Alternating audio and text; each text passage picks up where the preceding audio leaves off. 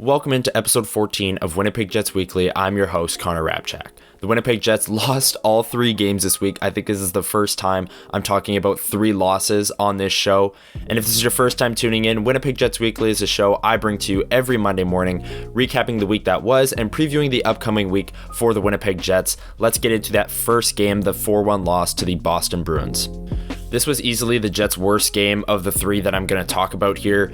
Fresh off of a win against Ottawa, an overtime win, they go into Boston and give up 4 goals for the first time since November 2nd. 34 straight games. The streak is over. They finally allowed more than 3 goals in a game. Yes, it was an empty netter. Dylan DeMello joked after the game that maybe there's an asterisk next to the fact that they scored 4 because it was an empty netter, but nonetheless, 4 goals went into the net. And as you can see here, if you're on YouTube, this game wasn't really close. I mean, the expected goals, Boston more than doubled the Jets. The Jets really struggled with breakouts in this game. They didn't have Gabriel Velarde. They didn't have Mark Scheifele on the road against Boston. Definitely an underdog going into it, and it showed. Boston, one of the best teams in the NHL, especially on home ice. And Boston's forecheck was all over the Jets' defense core. They really had no chance. And Hrabchak, even though it was only 21 shots against, they were high danger shots. A lot of expected goals for Boston. So a 4-1 loss, and the Jets finally give up more than 3 goals in a game to the Boston Bruins. As we've seen time and time again with the Jets this year, they had a bad first 2 periods, but in the third period, they put Lowry back with Niederreiter and Appleton, moved Nemestikov with Connor and Ehlers, and those lines were really generating a lot of offense, and the Jets actually had a solid third period push. The 5-on-5 numbers in the third period, the Jets were all over the Bruins, but it was too little too late when you have the first 2 periods that they did against Boston, a really good defensive team. If the Jets are the best defensive team in the NHL, Boston's right up there with them, and it was too little too late. Even though they had a nice push, I'm sure Rick Bowness liked the pushback, but again, a 4-1 loss nonetheless, and the Jets lose out on a lot of defensive streaks in the process. And the pushback that I mentioned carried over into the first period on the Wednesday night game against the Toronto Maple Leafs. The Jets came out absolutely flying. They led the shots on goal 15-4 after the first period. But the story of the game, as you see here, they lost 1-0 in overtime. They were unable to solve Ilya Samsonov. Austin Matthews gets the overtime winner, and the Jets ultimately lose the first game of the home-and-home series to the Toronto Maple Leafs. There was a lot to like about the Winnipeg Jets game in this one, especially at 5-on-5. There was a point in the game nearing the end where the power plays were 5-0 Toronto, and then the Jets got the last 2. One even carried over into overtime. The power play, we bring it up on every single episode. It's still an issue.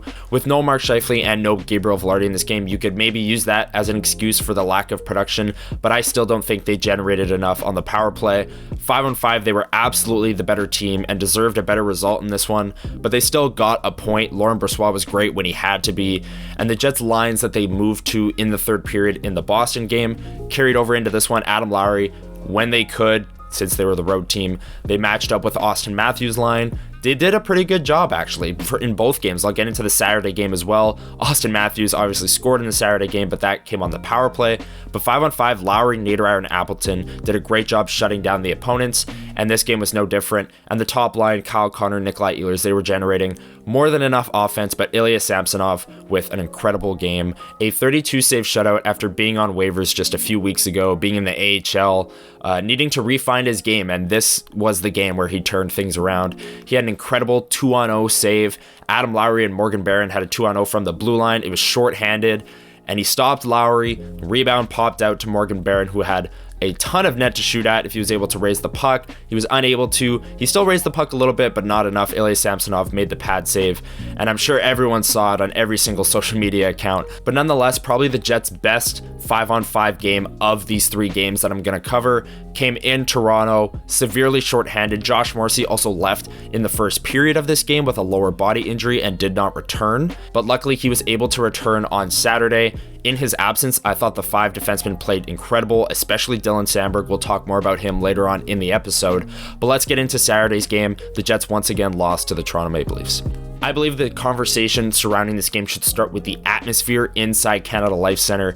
Sure, it was a 50-50 split, maybe even 60-40 in the Leafs' favor, but we knew that was going to happen. Leafs fans travel well. There's tons of them everywhere, and it made for an incredible atmosphere inside the arena. Dueling chants to start the game, go Jets go, go Leafs go, and every single chant, whether it was the Leafs with a scoring chance or the Jets with a scoring chance, the crowd was oohing and eyeing and cheering.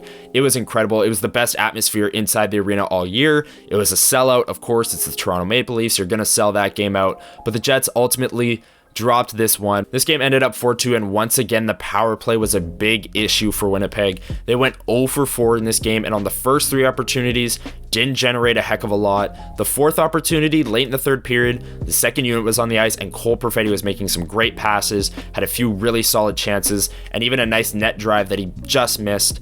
But the power play, continuing to struggle. The Jets really need this All-Star break coming up for not only health reasons, but for the power play as well. They need to get some guys healthy. They need to get a new look, some changes, some more puck movement, some more body movement, because what they're doing right now isn't working. And if you watch the Toronto Maple Leafs power play, they're incredibly dynamic. Austin Matthews scored his 40th goal of the season. As we are before the All-Star break, he has 40 goals. It's ridiculous. But he scored his 40th goal of the season on the power play. They were moving the puck around. It was a 5-on-3, but Matthews was wide open in the slot. That's exactly who you want right there. And if the Jets can learn a few things from this home-and-home series, maybe it's from Toronto's power play. And the Jets once again gave up more than 3 goals in this game, just like the Boston game. It was 4, but with an empty netter, maybe Jets fans can start keeping track of how many times they actually give up 4 goals without the empty net. But nonetheless, the Jets lose both games to the Leafs, heading into the All-Star break, the home-and-home series. Not how I know a lot of Jets fans would have hoped going into the All-Star break. With all the success that the Jets have had this season, losing the home-and-home to the Leafs. But Adam Lowry, Dylan Sandberg, and Rick Bowness all maintained in the postgame that there was a lot to like this week, especially that game in Toronto, and even at times the game in Winnipeg against Toronto. With the Jets 5-on-5 game, there's a lot of positive. This team is playing very well at even strength, and without their top line center, they just don't have that offensive punch that they need to keep up with a team like Toronto that can fill the net in a hurry, especially with Austin Matthews and William Nylander just doing incredible things offensively. But the Jets ultimately lose the home-and-home to the Leafs, and they are on their player/All-Star break. Now it is time to get into the awards portion of the episode, but before we do that, make sure to subscribe to Winnipeg Sports Talk so you don't miss videos like this in the future. Huss and Remus, you know they're going live every day, Monday to Friday at 1 p.m., but also in the near future, I'll have a video coming up on some future trade deadline targets for the Winnipeg Jets, so hit the notification bell so you don't miss that, and let's get into the hardest working Jet and the 3 stars of the week. My hardest working Jet of the week is Dylan Sandberg, and you could really give this award to any of the defensemen that didn't miss time in the Toronto games. That would be Sandberg, Neil Pionk, Nate Schmidt, and Dylan DeMello, because the Jets played both of those games with 5 defensemen. Josh Morrissey obviously left in the first period in Toronto. In Winnipeg, Brendan Dillon left early in the first period and did not return with an upper body injury. Rick Bowness said after the game that he tweaked something in his back and added that he should be okay, so nothing to really worry about there. But back to Dylan Sandberg, he played an elevated role with those guys going out, and I thought he played 2 of his best games of the season. His gap control, his skating, his defensive ability, his ability to block shots, especially on the penalty kill, was a huge asset this week. And fresh off of the bridge contract that he signed in the offseason, I'm sure the Jets are very happy with how he's playing this year. Dylan Sandberg's my hardest working Jet of the week.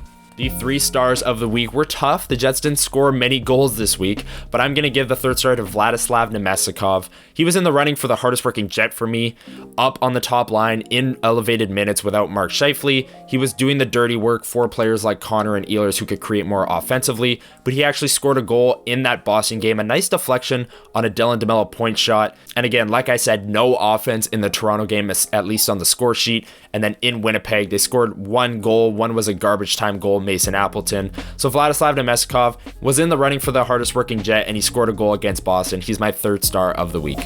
My 2nd star of the week is Laurent Brossoit, who got the start in Toronto and played fantastic. He shut them out for 60 minutes, and Austin Matthews' goal in overtime was a bit of a weird one. The pass went in front, Matthews chipped it off of Brossoit, and then it hit Matthews in the leg, I believe, and then went over Brossoit's shoulder. Kind of a tough break, but the Jets, like I said, offense wasn't there, but Brossoit was backing them up. Josh Morrissey goes down, the defense core played great, but he was there whenever they broke down, made some big saves in big spots, and really earned the Jets a point in this game. Obviously, you can't win without scoring any goals, so the goaltender showed up and got the Jets the point in overtime. Laurent Brossoit is my second star of the week on Winnipeg Jets Weekly. My first star of the week, I just talked about him, but I could talk for hours about how well he played in those two games. Dylan Samberg, the game in Toronto on Wednesday actually was his 25th birthday, so a happy belated to Dylan Samberg. And in Winnipeg on Saturday night, he scored his first goal in 77 games. First goal since January 12th of last year. Obviously, Dylan Samberg's not a goal scorer. He doesn't take many shots from the point. He's pretty reserved in the offensive zone. He does more of his work in the defensive zone, which is exactly what the Jets need on that third pairing. But he actually chipped in on the score sheet. A nice shot from the point that was kind of seeing eye, got through a screen, and Dylan Samberg got on the board. Like I said, there wasn't much scoring this week, so I'm going to give it to the defensive defenseman who doesn't score very often. Dylan Samberg's my first star of the week on Winnipeg Jets Weekly. Now it is time to get into the upcoming schedule for the Winnipeg Jets. And like I said before, they're now in their player all-star break. So the upcoming schedule preview is going to be a bit lighter. They don't play their next game until February 6th. But if you're still here, make sure you're dropping a thumbs up on the video. Drop a comment below as well. Do you agree with my choices for the hardest working Jet and the 3 stars of the week? And if you don't, who is your choice? Who is your hardest worker? Who is your number 1 star? And let's get into the Jets' upcoming schedule after the all-star break.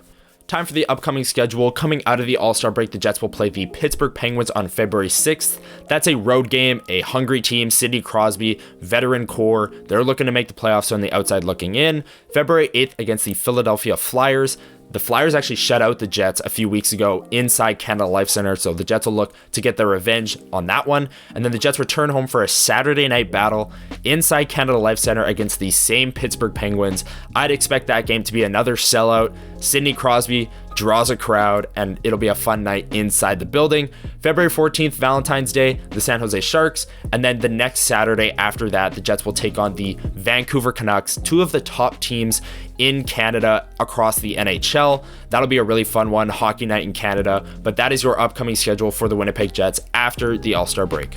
And just a quick note on the All-Star break, Kyle Connor, Connor Hellebuck, and Rick Bowness will be representing the Winnipeg Jets organization. So make sure you're checking out the Jets socials at NHL Jets on Twitter, Instagram. They'll be posting a ton of content.